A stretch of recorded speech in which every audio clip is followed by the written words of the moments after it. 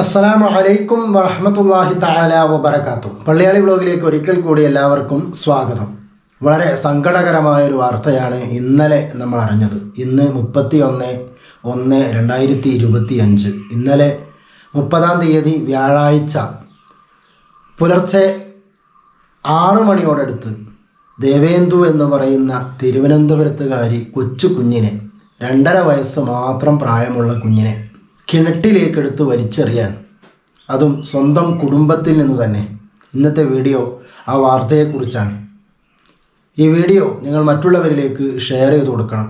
Subscribe ചെയ്യാതെയാണ് നിങ്ങൾ കണ്ടുകൊണ്ടിരിക്കുന്നതെങ്കിൽ ദയവായി ചാനൽ സബ്സ്ക്രൈബ് ചെയ്ത് ബെൽ ബട്ടൺ കൂടി ഇനാബിൾ ചെയ്ത് വെക്കണം.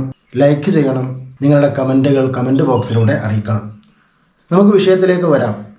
ദേവേന്ദു 2.5 വയസ്സുകാരി തിരുവനന്തപുരത്തുകാരി. ആ കുഞ്ഞ് എന്താണ് പിഴച്ചത് നമ്മൾ ആലോചിച്ച് നോക്കൂ. എന്ത് കുടുംബത്തിൽ എന്തൊക്കെ പ്രശ്നങ്ങളുണ്ടാകാം. ഇന്ന് കേരളീയ സമൂഹം കുടുംബ പ്രശ്നങ്ങളിൽ ആടി ഉലഞ്ഞു നിൽക്കുകയാണ് എന്ന് നമ്മെ ബോധ്യപ്പെടുത്തുന്നതാണ് ഈയിടെ വന്നുകൊണ്ടിരിക്കുന്ന പല വാർത്തകളും. എനിക്ക് ഇത്തരം വീഡിയോകൾ തന്നെ ചെയ്യേണ്ടി വരുന്നതിൽ ചില സമയങ്ങളിലൊക്കെ വേദന തോന്നാറുണ്ട്. എത്രമാത്രം കുറ്റകൃത്യങ്ങളാണ് ലോകത്ത് സംഭവിച്ചുകൊണ്ടിരിക്കുന്നത്. പ്രത്യേകിച്ച് ദൈവത്തിൻ്റെ സ്വന്തം നാട് എന്നൊക്കെ പറയുന്ന കേരളക്കരയിൽ ഇത്രയേറെ സാംസ്കാരികമായി ഉയർന്ന ഒരു ജനതയ്ക്കിടയിൽ ഇത്രയധികം മതപ്പതിച്ച ദയനീയമായ ക്രൂരമായ കൊലപാതകങ്ങളും ബലാത്സംഗങ്ങളും മറ്റ് തട്ടിപ്പുകളും എന്തെല്ലാം പ്രശ്നങ്ങളാണ് ഓരോ ദിവസവും പത്രമാധ്യമങ്ങളിലൂടെ നമ്മൾ അറിയുന്നത്. പതിവ് പോലെ മാതാപിതാക്കൾക്കൊപ്പം കിടന്നുറങ്ങിയ ദേവേന്ദു രാവിലെ എഴുന്നേൽക്കുമ്പോൾ കുട്ടിയെ കാണാനില്ല എന്ന് പറയുന്നു. മാതാപിതാക്കൾ എല്ലാ ഭാഗങ്ങളിലും പരിശോധിക്കുന്നു. അന്നത്തെ ദിവസമാണെങ്കിലോ മുത്തച്ഛൻ്റെ അടിയന്തരവുമായി ബന്ധപ്പെട്ട പല ചടങ്ങുകളും ആ വീട്ടിൽ നടക്കുന്ന ഒരു പ്രധാനപ്പെട്ട ദിവസവും കൂടിയാണ്. അതുകൊണ്ട് ബന്ധുക്കളിൽ പലരും ആ വീട്ടിലേക്ക് വരുന്ന ദിവസമാണ്. രാവിലെ 6 മണിയോടുകൂടി കുട്ടിയെ കാണാനില്ല.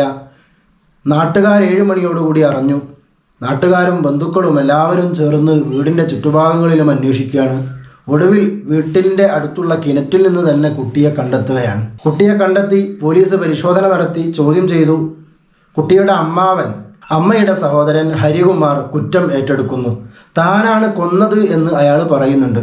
പക്ഷേ എന്തിനു കൊന്നു എന്നതിനൊരു വ്യക്തമായ വിവരണം നൽകാൻ സാധിച്ചിട്ടില്ല. പല റിപ്പോർട്ടുകളിലൂടെയും എനിക്ക് മനസ്സിലാക്കാൻ കഴിഞ്ഞത് സഹോദരനും സഹോദരിയും തമ്മിലുള്ള എന്തോ പ്രശ്നത്തിൻ്റെ പേരിൽ, എന്തോ വൈരാഗ്യത്തിൻ്റെ പേരിൽ നടന്ന ഒരു കൊലപാതകമാണ് എന്നാണ് പ്രതി പറഞ്ഞത് എന്നാണ്. അല്പാൽപ്പം മാനസികമായ അസ്വസ്ഥതകൾ, ഒരു മാനസിക നില തെറ്റിയ അവസ്ഥയിൽ ആ സഹോദരൻ പ്രതികരിക്കാൻ തുടങ്ങിയപ്പോൾ പോലീസുകാർ തൽക്കാലം ചോദ്യം ചെയ്യലൊക്കെ നിർത്തിവെച്ചു. ഈ ഹരികുമാർ ആർക്കോ വേണ്ടി കുറ്റം ഏറ്റെടുത്തതാണോ എന്നൊക്കെ പോലീസുകാർ ഇപ്പോൾ സംശയിക്കുന്നുണ്ട്. സ്വാഭാവികമായും സംശയിക്കണം. ഒറ്റ ചോദ്യം ചെയ്യലിൽ തന്നെ താൻ കുറ്റം ചെയ്തു എന്ന് സമ്മതിക്കുക, പെട്ടെന്ന് എന്നെ ശിക്ഷിച്ചുള്ളൂ എന്നുള്ള ഒരു പ്രകൃതം, ഇതൊക്കെ സംശയാസ്പദമായി തന്നെ കാണേണ്ടതാണ്. അമ്മയെ ചോദ്യം ചെയ്തു വരികയാണ്. അന്വേഷണം കൂടുതൽ നടക്കട്ടെ, കൃത്യമായ പ്രതിയെ പിടിക്കപ്പെടട്ടെ, കഠിനമായ ശിക്ഷ തന്നെ കൊടുക്കുകയും വേണം. കാരണം പിഞ്ചു കുഞ്ഞുങ്ങൾ, നമ്മൾ ആലോചിച്ച് നോക്കൂ, അവരെന്ത് തെറ്റാണ് ചെയ്തത്? ആ കുഞ്ഞുങ്ങളെ ശിക്ഷിക്കുക.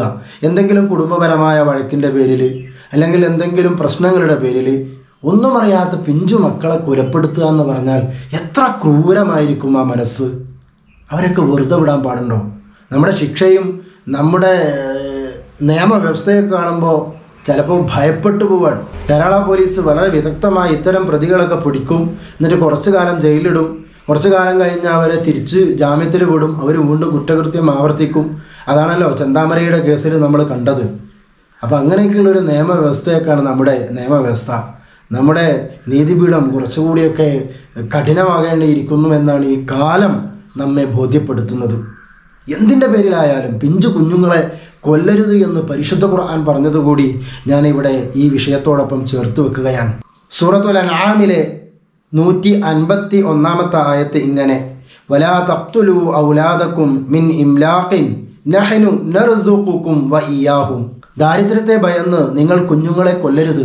നിശ്ചയമായും നിങ്ങൾക്കും അവർക്കുമൊക്കെ ഭക്ഷണം നൽകുന്നത്, ഉപജീവനം നൽകുന്നത് സർവശക്തനായ ദൈവമാണ്, അള്ളാഹുവാണ്. അത് കഠിനമായ പാപമാണ് എന്ന് പരിശുദ്ധ ഖുർആൻ ഓർമ്മപ്പെടുത്തുന്നുണ്ട്.